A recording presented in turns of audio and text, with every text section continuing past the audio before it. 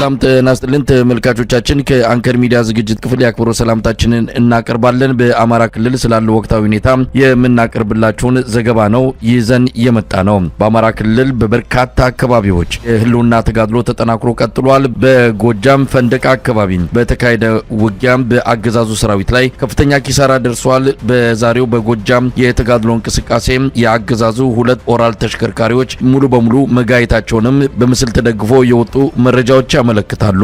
በጎንደር በወሎና በሸዋም በተመሳሳይ በህልውና ተጋድሎ በርካታ ድሎች መገኘታቸው እየተመለከተ ነው። የዘውትር ተሳታፊያችን ያለፉትን 2 ቀናት ዘገባዎችን ሊያስቃኘን መስመር ላይ ይገኛል። ወደሱ በቀጥታ አልፋለሁ።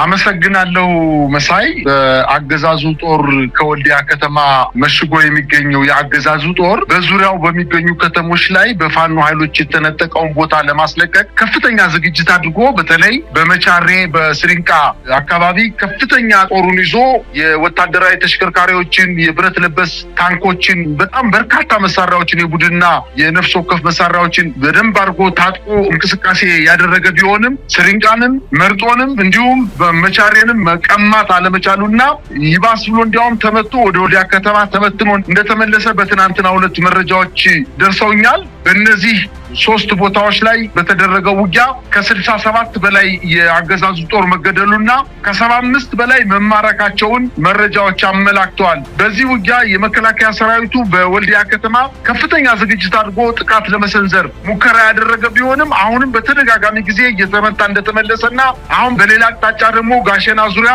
ከፍተኛ ውጊያ በትናንትናው ዕለት እየተደረገ ሲሆን በሽንፈታቸውን መዋጥና መቀበል ባለመቻላቸው አንተን በዚህ በኩል መረጃ ሰጠህ በማለት እርስ በርሳቸው መከላከያ የተለያዩ ክፍለ ጦሮች በጋሸና ከተማ ላይ ሰፍረው ይገኛሉ። በዚህ ከተማ ላይ ያገዛዙ ጦር በዙሪያው ያሉ ከተሞችን ለመቆጣጠር ተንቀሳቅሶ ነገር ግን እርስ በርሳቸው ተዋግተው 10 በላይ ያገዛዙ ጦር መገደላቸውና በከፍተኛ ደረጃ ውጊያ ገጥመው ጉዳት እንደደረሰባቸው መረጃዎች ያመላክታሉ። በዛሬው ዕለት እንዲሁ በደቡብ ጎንደር ተወረታ አቅራቢያ የውባንታ ባተኮር በጉማራ ወንዝ ተብላ በምትጠቀሰው ከተማ ላይ ጥቃት በመፈጸም ከፍተኛ ጉዳት በመከላከያ ሰራዊት ላይ ማድረሱና የአጼ ገላውዲዮስ ክፍለ ጦር ጥቃቱን መፈጸሙን እንዲሁም ከሐሙሲት ከተማ ለቆ ወደ ጉማራ አርጎ ወደ ወረታ ለመንቀሳቀስ ጥረት ሲያደርግ የነበረው የአገዛዙ ጦር ተመቶ የጉማራ ከተማን ወይንም ጉማራ ወንዝ አጠገብ የምትገኘው ታዳጊ ከተማ የፋኖ ኃይሎች መቆጣጠራቸውና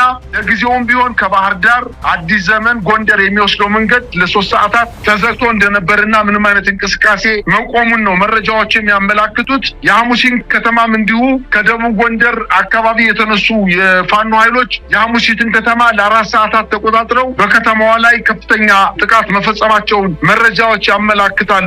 ይህ በእንዲህ እንዳለ እንግዲህ በወሎ አካባቢ አሁንም ከፍተኛ እንቅስቃሴ እየተደረገበት ያለ አካባቢ ነው። ረጅም መንገድ ተጉዞ የፋኖ ኃይል በርካታ ወረዳዎችን መቆጣጠሩ ይታወቃል። በተወሰነ ደረጃ ወታደራዊ ጠቀሜታ ያላቸውን ከፍተኛ ቦታዎችን መከላከያ ሰራዊት ለቆ በወልዲያ በጋሽናና በላሊበላ ከተሞች ላይ ብቻ ራሱን እየተከላከለ እንደሚገኝና የተነጠቀውን ቦታ መልሶ ለመያዝ በተለይ በጊዳን ወረዳ ከሙጃ ከተማ አቅራቢያ የአገዛዝ ጦር ለከበባ ሲንቀሳቀስ የፋኖ ኃይሎች በመልሶ ማጥቃት ጉዳት እንዳደረሱበትና በተለይ ወይራ በር በተባለ ቦታ ላይ በቡድን መሳሪያ የታገዘ ከፍተኛ ውጊያ ተደርጎ በርካታ የአገዛዝ ጦር ተመቶ ከ6 በላይ የአገዛዝ ጦር በእጃቸው መማረካቸውንና ከ25 በላይ የመከላከያ ሰራዊት አባላት መገደላቸውን መረጃዎች ደርሰውኛል። አሁን የአገዛዝ ጦር በተለይ የቀን ውጊያን በመተው በሌሊት በተለይ በቅርብ ጊዜ የተቋቋመ የጸረ ሽምቅ የሚባል አድማ በተና በተለየ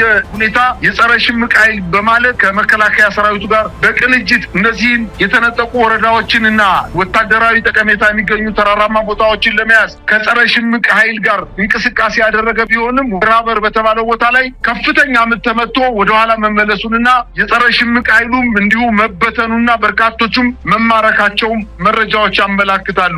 ይህ በእንዲህ እንዳለ በማዕከላዊ ጎንደር የጎንደር ዙሪያ ወረዳ 3 የወረዳው አመራሮች አገዛዙን በመክዳት የፋኖ ኃይሎችን መቀላቀላቸውና ከዚህ በፊት ህዝባችንን አንበድልም፣ አንጨፈጭፍም፣ አንዘርፍም በማለት መኮብለላቸውን ከአገዛዙ ጦር ካምፕ መኮብለላቸውና የፋኖ ኃይሎችን መቀላቀላቸውን የበላይ ዘለቀ ዕዝ አስታወቀ።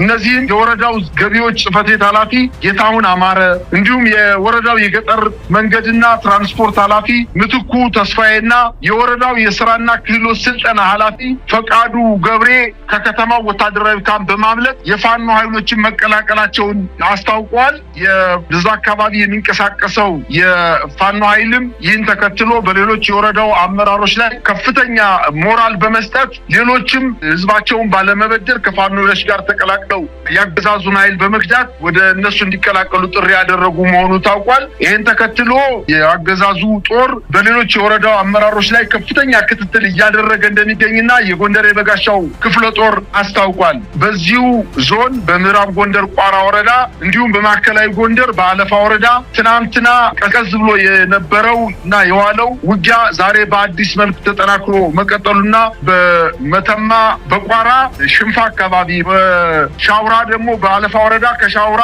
እስከ አጸደ ማርያም አካባቢ ከፍተኛ ውጊያ እየተደረገ እንደሆነ መረጃዎች ያመላክታሉ። በዚህ ቀጠና ውጊያ ከጀመረ ከ7 ቀናት በላይ ቢሆንም የአገዛዙ ጦር ወደፊት መግፋት እንዳልቻለና እየተመታ እንደተመለሰ መረጃዎች ያመላክታሉ። እንዲሁም በሰሜን ጎንደር ደባርቅ ዙሪያና አዲስ አዳርቃይ ዙሪያ ከፍተኛ ውጊያ እየተደረገ ሲሆን በላይ ዘለቀ ዕዝ በተለይ ከደባርቅ እስከ አድርቃይ መሃል ላይ በተደረገው ውጊያ የራስ አሞራ ውብነ 3ኛ ኮር ድብ ጠለም ተከዜ ክፍለ ጦርና ጭና ክፍለ ጦር በጋራ ባደረጉት አውደ ውጊያ በአገዛዙ ጦር ላይ ከፍተኛ ወታደራዊ ኪሳራ ማድረሳቸውን አስታውቀዋል። በአውደ ውጊያውም በተለይ በዚህ በድብ ጠለምትና ጭና ክፍለ ጦሮች ጋር በተደረገው ውጊያ በርካታ የኦሮሚያ ክልል የመጡ የልዩ ኃይል አባላት በውጊያው የመከላከያን ዩኒፎርም ለብሰው በውጊያው መሳተፋቸውንና በእጃቸውን በርካታ የኦሮሚያ ልዩ ኃይል የመከላከያ ልብስ ለብሰው በእጃቸው በምርኮ እንደገቡም ጨምረው ገልጸዋል። ዛሬ ከሌሊቱ